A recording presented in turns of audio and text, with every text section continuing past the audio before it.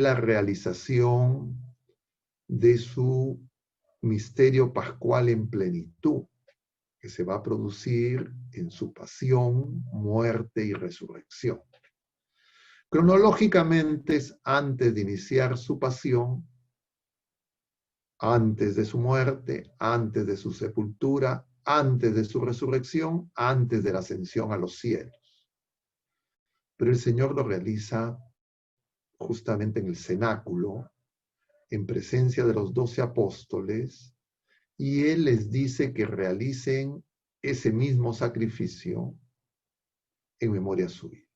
Conviene recordar que los judíos, los israelitas, celebraban la Pascua como el memorial de la liberación de la esclavitud de Egipto,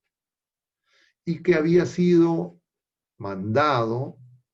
como celebración perpetua, celebración de esa liberación, y que consumían, como sabemos bien,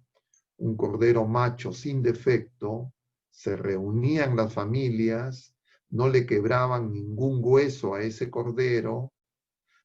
no debería de quedar nada y lo que quedaba lo quemaban y celebraban ese sacrificio con las cinturas ceñidas, con su cinturón, con el cíngulo, como ya para iniciar la marcha, y que además consumían hierbas amargas y pan sin levadura. De alguna manera, ese sacrificio ya está prefigurado, me refiero al de la primera alianza, ya está prefigurado en el sacrificio que iba a ofrecer Abraham, de su hijo Isaac, pero que el Señor provee el cordero. Isaac es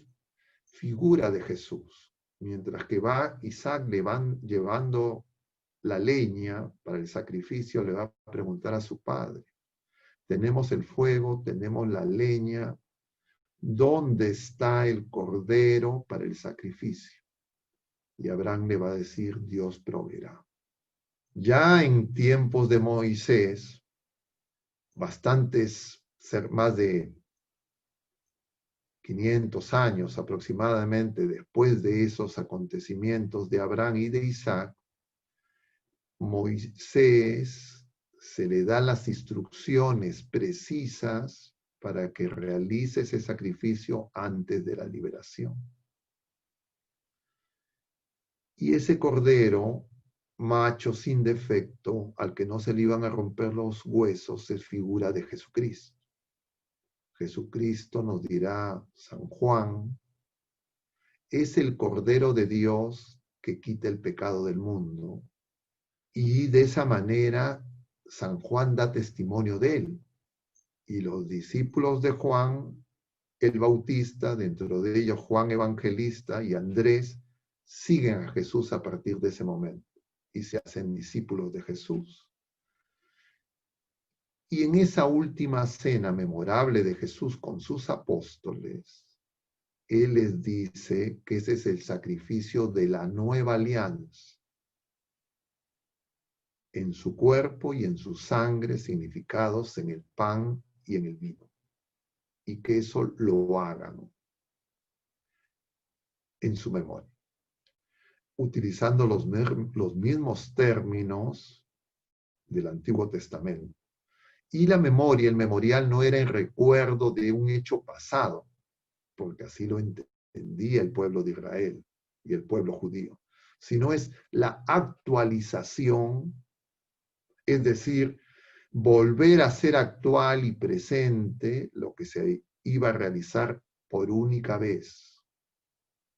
en el Calvario horas más tarde, y que Jesús realiza instituyendo ese sacramento admirable. Y entonces, cuando nosotros participamos en la celebración eucarística, nosotros no participamos de una obra de teatro. Nosotros no participamos de una representación como la que de repente hemos realizado cuando éramos niños, en el colegio, jóvenes, de algunos hechos pasados, de la historia universal o de la historia nacional, sino nosotros en nuestra fe confesamos que se está realizando en ese mismo momento lo mismo que realizó Jesucristo en el cenáculo, y es la celebración incruenta de lo que va a ocurrir horas después en el Gólgota. Ese es el sacramento de nuestra fe, proclamamos en cada Eucaristía.